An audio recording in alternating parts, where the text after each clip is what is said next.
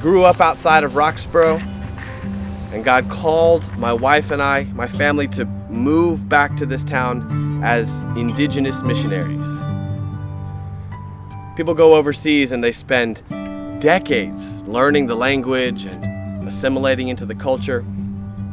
But here we have a head start. We already know the streets and the people. We know the bondage that's on this town.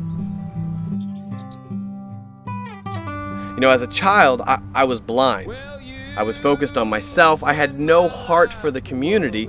I was a good kid. I grew up in church, and I had a lot of ambition for me to grow up and get out of town and make something of myself. But when I was a teenager, I worked with summer camps, and God began to draw my heart to say there's more than being good. There's more than religion.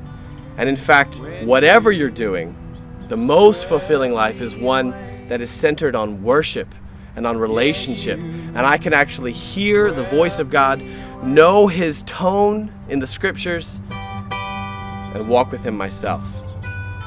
When I was in college, trying to live this idea out, I studied music and education. I saw the potential in the schools. Children are a captive audience. They can't get away. And I met my wife about this time, and God drew me and Catherine together around this conviction.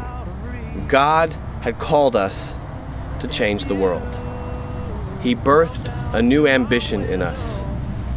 Embedded in this town where I grew up, He wanted to change this community through a radical idea called family.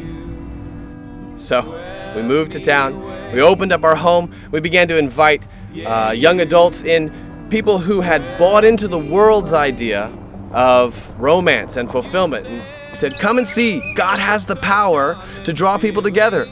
You know, we try to raise up our own boys under the Word and in this strange environment called a two-parent family.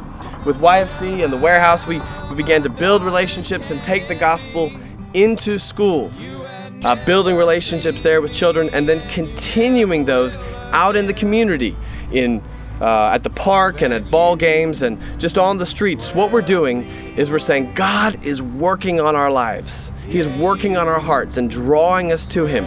So we live this testimony in front of our community 24/7.